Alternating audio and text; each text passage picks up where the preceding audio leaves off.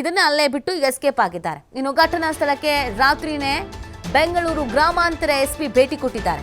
ಬೆಂಗಳೂರು ಗ್ರಾಮಾಂತರ ಎಸ್ಪಿ ಚಂದ್ರಕಾಂತ್ ಪರಿಶೀಲನೆ ನಡೆಸಿದ್ದಾರೆ. ಮಾಧ್ಯಮಗಳಿಗೆ ಪ್ರತಿಕ್ರಿಯೆಯನ್ನ ನೀಡಿಲ್ಲ ಎಸ್ಪಿ ಚಂದ್ರಕಾಂತ್ ಅವರು. ಅಂದ್ರೆ ಇದು ರಾತ್ರಿನೇ ಗೊತ್ತಾಗಿದೆ ಈ ವಿಷಯ. ಪೊಲೀಸರು ಕೂಡ ಸ್ಥಳಕ್ಕೆ ಆಗಮಿಸಿದ್ದಾರೆ, ಸ್ಥಳ ಪರಿಶೀಲನೆ ಮಾಡಿದ್ದಾರೆ. ಘಟನೆಯ ಬಗ್ಗೆ ಸಂಪೂರ್ಣ ಮಾಹಿತಿಯನ್ನ ಕೈಲಾಸದಿಂದ ಪಡ್ಕೊಂಡಿದ್ದಾರೆ. ಹೆಂಗಾಯ್ತು, ಏನು ಎತ್ತ ಅಂತ ಸಿಸಿ ಕ್ಯಾಮೆರಾ ಎಲ್ಲ ಚೆಕ್ ಮಾಡಿದ್ದಾರೆ, ವಿಜುವಲ್ಸ್ ಎಲ್ಲನೂ ಸಿಕ್ಕಿದೆ. ಸೊ ಇದೀಗ ತನಿಖೆಯನ್ನ ಮಾಡಲಾಗ್ತಾ ಇದೆ. ಇದು ಈ ಪ್ರಕರಣ ಆಶ್ಚರ್ಯದ ಜೊತೆಗೆ ಆತಂಕವನ್ನ ತಂದೊಡ್ತಾ ಇದೆ. ಇದೇನೋ ಯಾವುದೋ ಹಳ್ಳಿಯಲ್ಲಿ ನಡೆದಿರೋದಲ್ಲ, ಬೆಂಗಳೂರು ಗ್ರಾಮಾಂತರದಲ್ಲೇ ನಡೆದಿರೋದು, ಬನ್ನೇರುಘಟ್ಟದಲ್ಲಿ ನಡೆದಿರುವಂಥದ್ದು. ಸೊ ಹೀಗಿರಬೇಕಾದ್ರೆ ಬೆಂಗಳೂರಲ್ಲೇ ಈ ಥರದೊಂದು ಪರಿಸ್ಥಿತಿ ಅಂತಂದರೆ ಬೇರೆ ಕಡೆ ಇನ್ನು ಹೆಂಗೆ ಅಂತ ಅನಿಸ್ಬಿಡುತ್ತೆ. ಆಮೇಲೆ ವೆಹಿಕಲ್ಸ್ಗಳೆಲ್ಲ ಓಡಾಡ್ತಾ ಇತ್ತು. ನೀವು ನೋಡ್ತಾ ಇದ್ದೀರಲ್ಲ, ಇದೇ ದೃಶ್ಯ, ಈಗಿನ ದೃಶ್ಯ ನೀವು ನೋಡ್ತಾ ಇದ್ದೀರಾ. ಇಲ್ಲೇನೆ ಅಟ್ಯಾಕ್ ಆಗಿರೋದಂತೂ. ಜನಸಾಮಾನ್ಯರು ಓಡಾಡ್ತಾನೆ ಇರ್ತಾರೆ. ಆಮೇಲೆ ಸಿಸಿ ಕ್ಯಾಮ್ರಾಗಳಿದ್ದೇ ಇರತ್ತೆ. ಅದು ರಾತ್ರಿ ಹೊತ್ತೇನಲ್ಲ, ಹಾಡು ಹಗಲೇನೆ ಮಾಡಿರೋದು. ಹಾಗಿದ್ರೆ ಹಾಡು ಹಗಲು ಓಡಾಡೋದಕ್ಕೆ ಇಲ್ಲಿ ನಮಗೆ ಸ್ವಾತಂತ್ರ್ಯ ಅನ್ನೋದಿಲ್ವಾ? ಹೆದರ್ಕೊಂಡು ಓಡಾಡಬೇಕಾ? ವ್ಯವಹಾರ ಮಾಡೋರು, ಬಿಸ್ನೆಸ್ ಮಾಡೋರು, ಈ ಥರ ಹಣವನ್ನು ಇಟ್ಕೊಂಡು ಓಡಾಡೋರು ಏನು ಮಾಡಬೇಕು? ಪಾಪ ಯುವಕ ಏನು ಮಾಡ್ತಾನೆ, ಒಬ್ಬನೇ ಇದ್ದಾನೆ, ಹೆದರ್ಕೊಂಡು ಬಿಟ್ಟ. ಪ್ರತಿರೋಧವನ್ನು ವ್ಯಕ್ತಪಡಿಸಿದ್ರು ಎಷ್ಟೊಂದು ವ್ಯಕ್ತಪಡಿಸೋದಕ್ಕೆ ಸಾಧ್ಯ? ಅವರು 4 ಮಂದಿ ಇದ್ದಾರೆ, ಕೈಯಲ್ಲಿ ತಲವಾರು ಇನ್ನೊಂದು ಮತ್ತೊಂದು ಇಟ್ಕೊಂಡಿದ್ದಾರೆ. ಹೆಂಗೆ ತಾನೇ ಪ್ರತಿರೋಧ ವ್ಯಕ್ತಪಡಿಸೋಕ್ಕೆ ಸಾಧ್ಯ? ಮಾಹಿತಿ ನೀಡ್ತಾರೆ ನಮ್ಮ ಪ್ರತಿನಿಧಿ ಸಂತೋಷ್. ಲೈವ್ನಲ್ಲಿ ಜಾಯ್ನ್ ಆಗ್ತಾ ಇದ್ದಾರೆ. ಸಂತೋಷ್, ನಿಜವಾಗ್ಲೂ ಈ ಘಟನೆ ಆತಂಕ ತರ್ತಾ ಇದೆ. ಇದ್ಯಾವುದೋ ಹಳ್ಳಿಯಲ್ಲಿ ನಡೆದಿರೋದು ಅಲ್ಲ, ಬೆಂಗಳೂರು ಗ್ರಾಮಾಂತರ, ಹಾಡು ಹಗಲೇ ನಡೆದಿದೆ, ರಾತ್ರಿನೂ ನಡೆದಿದ್ದಲ್ಲ. ಇದನ್ನ ನೋಡ್ತಾ ಇದ್ರೆ ಪಕ್ಕಾ ವಾಚ್ ಮಾಡಿ ಈತನ ಹತ್ರ ಹಣ ಇದೆ, ಇಲ್ಲೇ ಅಟ್ಯಾಕ್ ಮಾಡಬೇಕು ಅಂತ ಪ್ಲಾನ್ ಮಾಡ್ದಂಗಿದೆ. ಏನೇನು ಮಾಹಿತಿ ಸಿಗ್ತಾ ಇದೆ ಘಟನೆಯ ಡೀಟೇಲ್ಸ್ ಸಂತೋಷ್?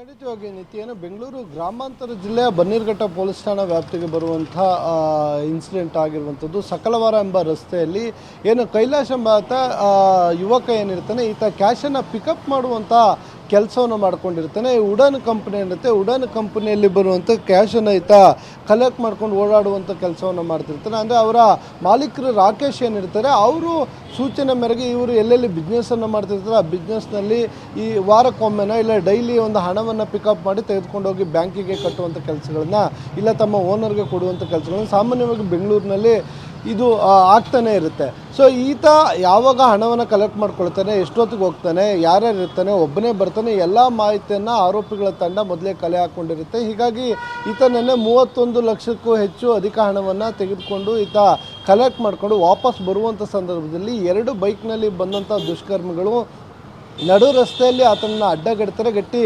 ಮಾರಕಾಸ್ತ್ರಗಳಿಂದ ಆತನಿಗೆ ಮೊದಲು ಹಲ್ಲೆಯನ್ನು ಮಾಡ್ತಾರೆ. ಆತನ ಬೈಕನ್ನು ಕೆಳಗಿಳಿಸುವಂಥದ್ದು, ದ್ವಿಚಕ್ರ ವಾಹನ ಆತಂದೇನಿರುತ್ತೆ ಅಲ್ಲಿಂದ ಹಲ್ಲೆ ಮಾಡಿ ಕೆಳಗಿಳಿಸ್ತಾರೆ. ಸೊ ಇಷ್ಟೆಲ್ಲ ಇನ್ಸಿಡೆಂಟ್ ಆಗುವಂಥ ಸಂದರ್ಭದಲ್ಲಿ ರಸ್ತೆಯ ಪಕ್ಕದಲ್ಲೇ ವೆಹಿಕಲ್ಗಳು ಹೋಗ್ತಿರ್ತವೆ, ಯಾರೊಬ್ಬರು ಕೂಡ ಅದನ್ನು ನಿಲ್ಲಿಸೋದಿಲ್ಲ, ತಡೆಯುವಂಥ ಪ್ರಯತ್ನವನ್ನು ಕೂಡ ಮಾಡೋದಿಲ್ಲ. ಹೀಗಾಗಿ ಆತನ ಹಲ್ಲೆ ಮಾಡಿ ಬೈಕ್ ಜೊತೆಗೆ ಕ್ಯಾಶ್ ಸಮೇತ ಅಲ್ಲಿಂದ ಎಸ್ಕೇಪ್ ಆಗ್ತಾರೆ.